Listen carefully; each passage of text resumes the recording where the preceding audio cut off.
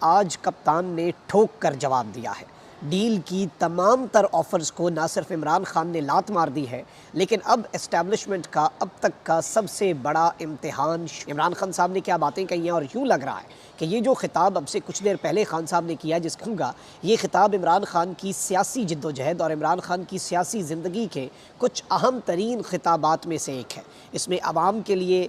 Messages ہیں، اس میں طاقتور حلقوں کے لیے، اسٹیبلشمنٹ کے لیے کچھ میسیجز ہیں۔ والوں کو تو صاف انکار یا پھر یہ کہا جائے کہ آج ایک مرتبہ پھر ایبسلیوٹلی ناٹ، اور کس طرح سے کپتان کے اس ایبسلیوٹلی ناٹ نے بہت سے طاقتور لوگوں کو مشکل میں ڈال دیا ہے۔ ان کا امتحان جو ہے وہ شروع ہو چکا ہے۔ تفصیلات ہیں، اور کیا عمران خان ابھی بھی اسٹیبلشمنٹ کی ضرورت ہے، کیا اسٹیبلشمنٹ عمران خان کے بغیر چیزوں کو آگے لے کر نہیں جا سکتی، اس حوالے کر لیتے ہیں۔ ناظرین اکرام، عمران خان صاحب نے جو خطاب کیا ہے اس میں دو تین اور بڑی اہم ترین باتیں ہیں جو خان صاحب نے کی ہیں، اور خان صاحب نے ایک جانب تو یہ کہا ہے کہ میں کل پھر جا رہا ہوں اپنی ضمانتوں کے لیے، اور جتنے مجھ پر کیسز ہیں، لاتعداد کیسز ہیں، ان گنت کیسز ہیں، سینچری کب کی ہو چکی ہے، بہت سے کیسز پس پردہ ہیں۔ کوئٹہ تک میں ایک قتل کا مقدمہ جو کہ مضحکہ خیز ہے، سب کو پتہ ہے کہ وہ ایک خاندانی دشمنی کا شاخسانہ، لیکن جو کچھ کیا گیا، جس طرح سے معاملات کیے گئے، اسے یوز کیا۔ اب عمران خان صاحب نے یہ بات واضح کی ہے کہ ہو سکتا ہے کوئی ایک جج بھی بیچ میں اگر یہ اس جج کو پریشرائز کر لیں، جج کو بلیک میل کر لیں، اور میری ایک ضمانت بھی جیسے ہی منسوخ ہوئی انہوں نے مجھے اٹھا لینا ہے، میں تو جیل جانے کے لیے مکمل طور پر باضابطہ طور پر مینٹلی ریڈی ہوں، اور میں جب بھی گھر سے نکلتا ہوں میں یہ سوچ کے نکلتا ہوں کہ میں نے واپس یہاں پر زمان پر گھر نہیں آنا بلکہ میں نے جیل جانا ہے۔ اور اس سب کے اندر خان صاحب نے یہ بات بھی کی کہ سپریم کورٹ تک کے جو ججز ہیں اور جوڈیشری جو ہے اس پر اس وقت اتنا پریشر ہے کہ آپ اندازہ نہیں کر سکتے۔ اور اس وقت ناظرین اکرام حقیقت یہی ہے، عمران خان صاحب نے جو دعویٰ کیا کہ سپریم کورٹ کے ٹاپ کے سینئر جج جو ہیں ان کے گھر کے ملازم اٹھا کے لے گئے، مطلب ادھر تک یہ کریک ڈاؤن جو ہے، اس کی جو بازگشت ہے، اس کے جو اثرات ہیں وہ بہت دور تک ہے۔ اور آپ دیکھ لیں کہ میکرو لیول پہ تو خان صاحب یہ چیزیں بتا رہے ہیں، مائکرو لیول پر جو کچھ ہو رہا ہے، جس طرح کے معاملات چل رہے ہیں، جس طرح سے صورتحال چلی ہوئی ہے کہ ایون اگر میں اپنے شہر سرگودا کی بات کروں تو وہاں پر لوگوں کے ساتھ جو ہو رہا ہے، وہاں پر جس طرح سے چیزیں ہو رہی ہیں اور جس طرح سے لوگوں کو زبردستی پارٹی چھڑوائی جا رہی ہے، وکٹمائزیشن کی جا رہی ہے۔ ابھی ایک ریسنٹ ایگزامپل ہے کہ حکومت نے ظلم میں جو اضافہ کیا، اور یہ ویسے بات خان صاحب نے بھی ذکر کیا کہ پہلے آپ گھروں میں جاتے تھے، توڑ پھوڑ کرتے تھے، لوگوں کا سامان چوری کر لیتے تھے، لوگوں کی چیزیں توڑ دیتے تھے، یہ چیزیں پھر بھی چلے کہہ لیا کہ آپ نے کر لی، لیکن اب جو یہ کر رہے ہیں نا، یہ ملک کے ساتھ ایک بہت بڑا کھلواڑ کر رہے ہیں۔ یہ لوگوں کے جو کاروبار ہیں، لوگوں کا جو بزنس ہے، یہ اسے ہٹ کر رہے ہیں۔ اب یہ لوگ اوکھے سوکھے اس چیز کو کچھ لوگ برداشت کر جائیں گے، کچھ لوگ پریشر کے اوپر دے ول گیو اپ، ان کی بس ہو جائے گی، ان کی بھی مجبوری ہے، ہر بندے کی بس ہو جاتی ہے، لیکن اس سے آپ اوورآل ملک کا جو نقصان کر رہے ہیں آپ اندازہ بھی نہیں کر سکتے۔ آپ ملک کے ساتھ جو کھلواڑ کر رہے ہیں، ایز آف ڈوئنگ بزنس کدھر گئی؟ بھاڑ میں چلی گئی وہ تو پھر۔ ابھی آپ یہ دیکھیں کہ یہ سرگودا میں حسن انعام پراچا ہیں، یہ امیدوار ہیں حلقہ پی پی 72 کے، اور ان کے تمام تر کاروبار جو ہیں انہیں مکمل طور پہ بند کیا گیا ہے، اور اب یوں لگ رہا ہے کہ جی ایسی ایک حبس زدہ ماحول بنا دیا گیا ہے۔ ان کے جمعے کے دن جتنے ان کے وہ تھے سرگودا شہر میں پیٹرول پمپس جو ہیں وہ سارے کے سارے سیل کر دیے ہیں، اور وجہ کوئی نہیں ہے، وجہ صرف ایک ہے، اور ریکوائرمنٹ وہ کھلوانے کی کیا ہوگی؟ وہ ریکوائرمنٹ بڑی سادہ ہے۔ اس ملک کے اندر بڑے سے بڑا جرم بھی اگر آپ نے کیا ہے نا، وہ جرم جسے ناقابل معافی جرم کہا جاتا ہے کہ آنی ہاتھ سے نمٹیں گے، اس جرم کی بھی معافی ہے، اور وہ اس جرم کی معافی کیا ہے اس وقت کہ آپ عمران خان کے خلاف پریس کانفرنس کر دیں۔ اب یہ جو پراچا صاحب ہے، یہ انہیں وکٹمائز کیا جا رہا ہے، یہ ایک چھوٹی سی مثال ہے، آپ اپنے علاقے میں نظر دوڑائیں، آپ کو اس طرح کی لاتعداد مثالیں ملیں گی۔ اور یہی بات خان صاحب نے بھی کی، خان صاحب نے یہ بات کی کہ بھئی آپ بزنس کے ساتھ جو کھلواڑ کر رہے ہیں، بزنس کا جو نقصان کر رہے ہیں، اندازہ بھی نہیں کوئی کر سکتا۔ اچھا، یہاں پر عمران خان صاحب نے میڈیا پر تو بین ہے عمران خان صاحب، اور ظاہری بات ہے ان کا نام، خطاب تو دور کی بات، ان کا نام تک جو ہے اسے شجر ممنوعہ بنا دیا گیا ہے اور اس طرف نہیں جایا جا سکتا، لیکن عمران خان صاحب نے جو سوشل میڈیا پر ایک خطاب کیا ہے اس میں کہا کہ وہ کسی صورت ملک چھوڑ کر باہر نہیں جائیں گے، یعنی کوئی آپشن نہیں ہے۔ ابھی ریسنٹلی ایک اور آفر دی گئی، میں نے آپ کو بتایا کہ خان صاحب کو کہا گیا کہ آپ پر جب حملہ ہوا تو آپ کی ایک سرجری جو ہے وہ صحیح نہیں ہوئی تھی، تو آپ وہ سرجری سرجری کرانے کم از کم UAE چلے جائیں, ابو دھابی چلے جائیں, آپ وہاں پر متحدہ عرب امارات ہی جائیں, ایک دفعہ ملک سے جائیں. اور میں آپ کو یہ بھی بتا چکا ہوں کہ خان صاحب کو 30 جون تک کی ایک مہلت بھی دی گئی ہے کہ اس وقت تک آپ سرنڈر کر دیں, اس وقت تک آپ ڈیل کی جو آپشنز ہیں انہیں آپ لائف لائنز کو یوز کر لیں, ورنہ پھر ہم آہنی ہاتھوں سے نمٹیں گے. عمران خان صاحب نے کہا کہ میں نے کبھی یہ ملک چھوڑ کر نہیں جانا, میں ڈیل کے لیے یہ سب کچھ نہیں کر رہا, میں یہ سب کچھ پاکستانی قوم جو ہے اس کے مستقبل کے لیے کر رہا ہوں. ان کے مطابق -1 کی باتیں کی جاتی ہیں مگر وہ ڈیل نہیں کریں گے. عمران خان کے مطابق میں جیل جانے کے لیے تیار ہوں اور یہ میں اس وقت تک کرتا رہوں گا جب تک ملک جو ہے وہ حقیقی طور پر آزاد نہیں ہوتا. عمران خان صاحب نے کہا کہ میں کل اسلام آباد جا رہا ہوں, 19 کیسز میں ضمانت ہے, کسی بھی کیس میں ضمانت کینسل ہو گئی تو یہ مجھے اریسٹ کر سکتے ہیں اور میں پورا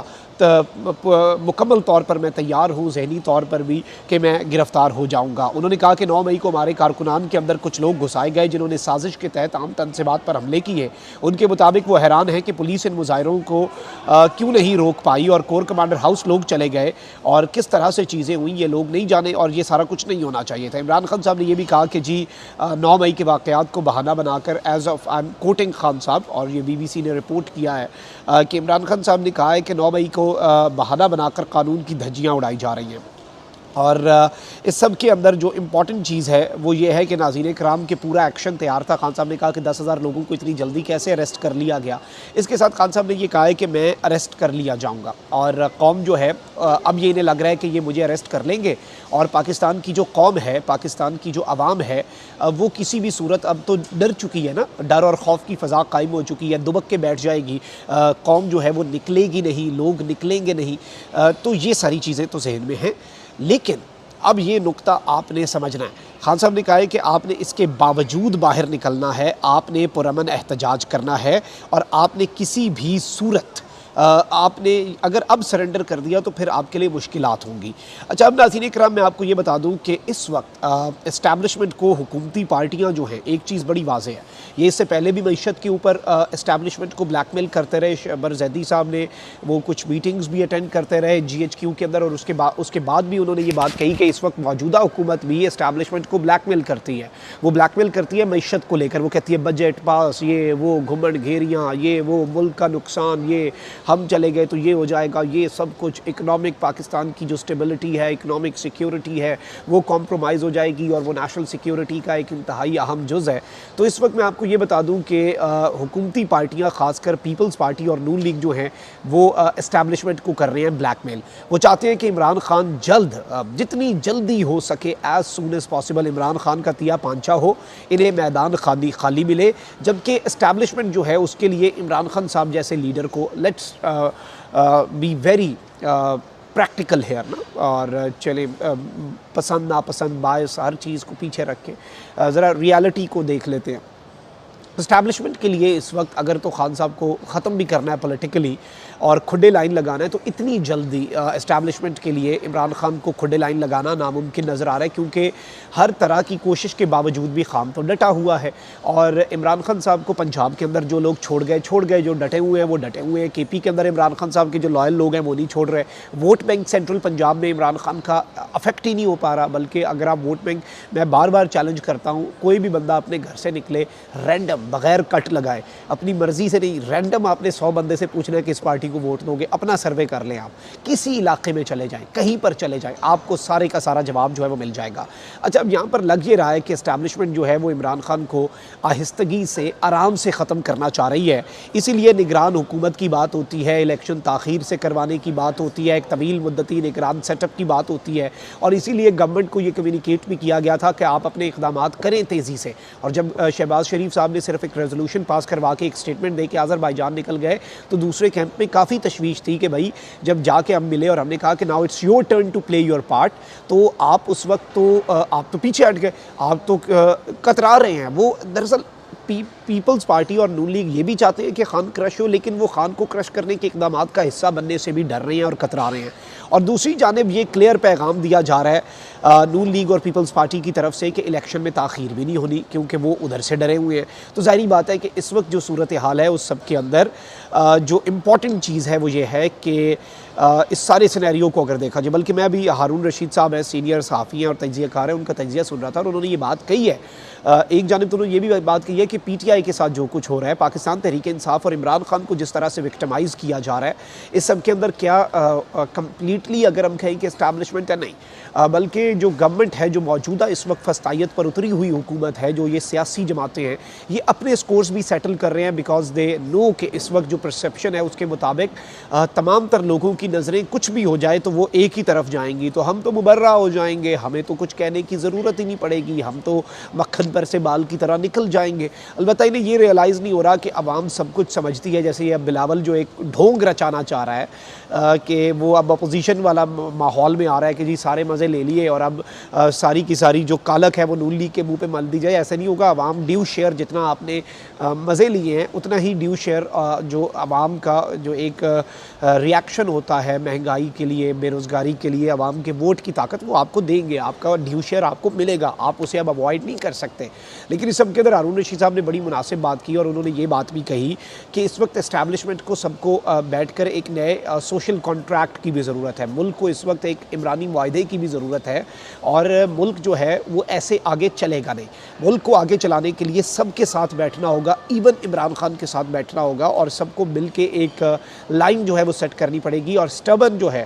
وہ اس وقت آپ کو نہیں بلکہ ریجڈ جو ہے نا، آپ اس وقت جو سٹیک ہولڈر ریجڈ ہے، ایون چلیں اسٹیبلشمنٹ ریجڈ ہے تو خان صاحب بھی تو ریجڈ ہے، سب کو تھوڑی تھوڑی فلیکسیبلٹی دکھانی ہوگی۔ خان صاحب نے ریسنٹلی کچھ سٹیٹمنٹس دی کہ he wants to set and talk, وہ مذاکرات کرنا چاہتے ہیں، اور خان صاحب نے ساتھ یہ بھی کہا کہ میں جب مذاکرات کی بات کرتا ہوں میرے خلاف کوئی نیا اقدام ہو جاتا ہے، انہیں لگتا ہے کہ میں کمزور ہو گیا ہوں، تو میری اسے کمزوری نہ سمجھا جائے، میں ملک کی خاطر کر رہا ہوں، میں کرتے رہے۔ بلکہ عمران خان صاحب نے یہ بھی آفر کی کہ مجھے کنونس کر دیں کہ عمران خان کو مائنس کرنا کیوں ضروری ہے، میں خود ہی نکل جاتا ہوں اس سارے سسٹم سے۔ تو یہ وہ چیزیں ہیں جو اس وقت ظاہری بات ہے کہ بہت بڑی بہت جو ہے انہوں نے جو کارڈ پلے کیا ہے، ظاہری بات ہے کہ اب دیکھنا یہ ہے کہ اسے پروکیٹ کرتی ہے، اور عمران خان صاحب جو ہے انہوں نے آج ہر طرح کی ڈیل، ہر طرح کے بیرون